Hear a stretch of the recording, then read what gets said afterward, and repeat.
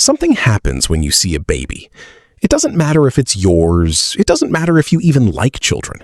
Your voice changes. It goes higher, softer, slower. Your face rearranges itself. Your hands want to reach out. You might say something you would never say to another adult. Some soft, formless sound that isn't quite language. You didn't decide to do any of that. Something else did. Most people call it instinct. A warm, natural thing.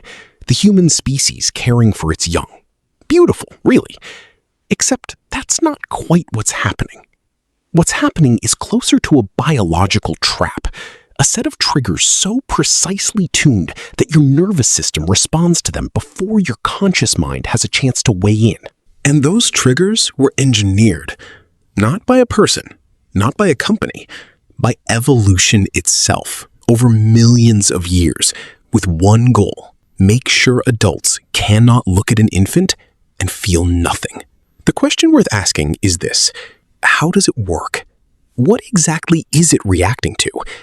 And once you understand the mechanism, can you ever look at a baby, or anything that mimics one, the same way again? In 1943, an Austrian zoologist named Konrad Lorenz was studying animal behavior. He was doing something much simpler. He was drawing. He sketched the faces of babies, human babies, but also bear cubs, puppies, birds, infant rabbits. And he noticed something. The ones that made people respond with immediate warmth, the ones that triggered what he called the caregiving response, shared a very specific set of features. Large head relative to body size, eyes positioned low on the face, below the midline, round, soft cheeks, small nose, a forehead that protruded slightly, limbs that were short and pudgy, movements that were clumsy and uncoordinated.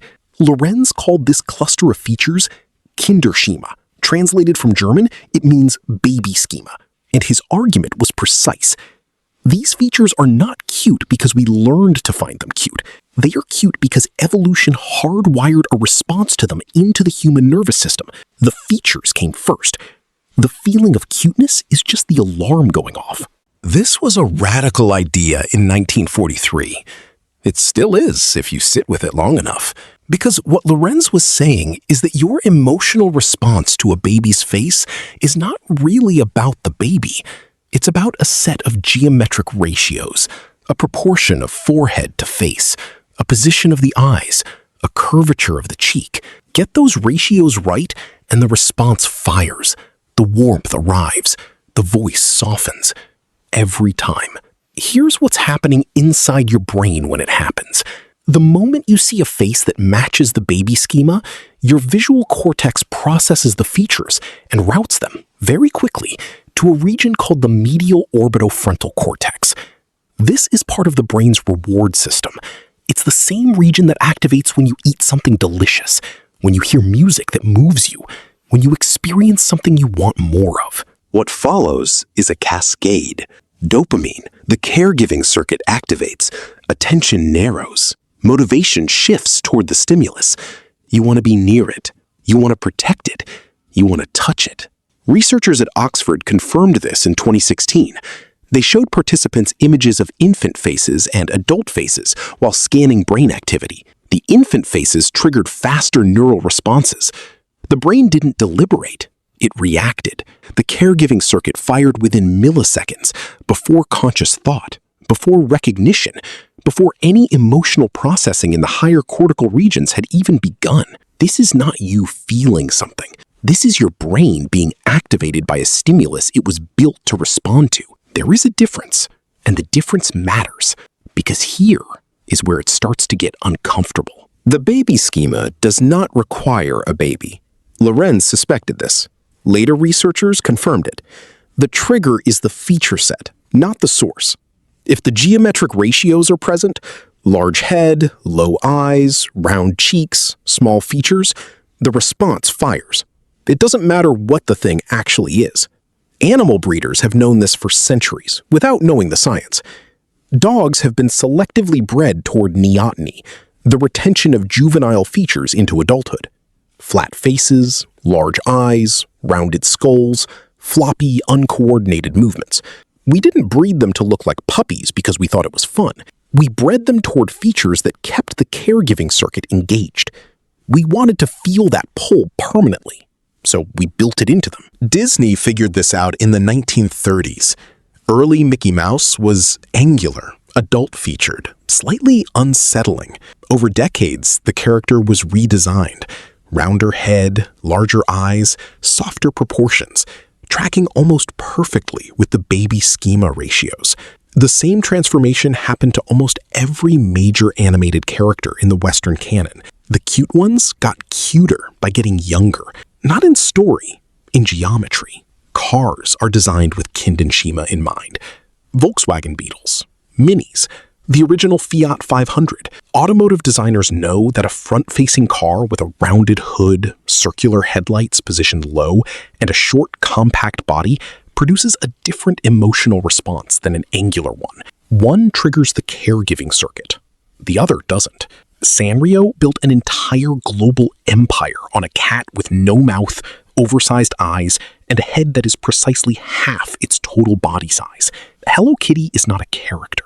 Hello Kitty is a formula. Product designers, toy manufacturers, advertisers, app developers, they have all, to varying degrees, learned the same thing Lorenz documented in 1943. The schema is a lever. Pull it, and the brain rewards you with warmth, attention, and attachment. The person experiencing it has no meaningful ability to resist, even when they know exactly what is happening. You can understand this completely and still feel it. That is the point. There is an evolutionary logic beneath all of this, and it is not subtle. Human infants are the most helpless newborns of any primate. A foal can walk within hours of birth. A baby chimpanzee can cling to its mother immediately. A human infant can do almost nothing. It cannot regulate its own temperature. It cannot feed itself. It cannot move towards safety. For the first months of life, it is entirely dependent on adult attention for survival. That dependency is not incidental. It is the cost of something extraordinary. Human pregnancy is limited by the pelvis. A brain that grew any larger in utero could not pass through the birth canal. So humans are born early, neurologically premature, in a state of incompletion that no other primate shares. The brain continues developing outside the womb for years. This extended development is precisely what allows the human brain to become what it becomes: flexible, social, capable of language and abstraction and culture. But that window of vulnerability is long, and during it, the infant must be kept alive by adults who have other demands on their attention, their energy, their resources. Evolution's solution was Kindchenschema. Build a feature set into the infant that activates the caregiving circuit of every adult who sees it. Make the response fast, automatic, and emotionally rewarding. Make adults feel good when they attend to the infant. Make neglect feel wrong at the neural level. Tie survival to a dopamine hit. It worked. Humans survived. The helpless infant, the most vulnerable newborn on Earth, became the dominant species on it. Cuteness is not a quality. It is a survival mechanism that hijacks the brains of other humans. Consider what this means for the world you live in now. The baby schema was designed for a specific context. An infant who needed care in a social group where adults provided it. That context was small. A tribe, a family, a handful of people. The schema fired occasionally, for a reason, with real consequences. That is not the world you live in. You live in an environment saturated with stimuli that have been deliberately engineered to match the baby schema ratios. Cartoon characters, app icons, brand mascots, product packaging, social media algorithms that surface infant content because engagement data shows it outperforms almost everything else. The caregiving circuit is being activated dozens or hundreds of times a day by things that do not require your care, that will not benefit from your attention, that have been designed purely to capture the feeling the schema produces.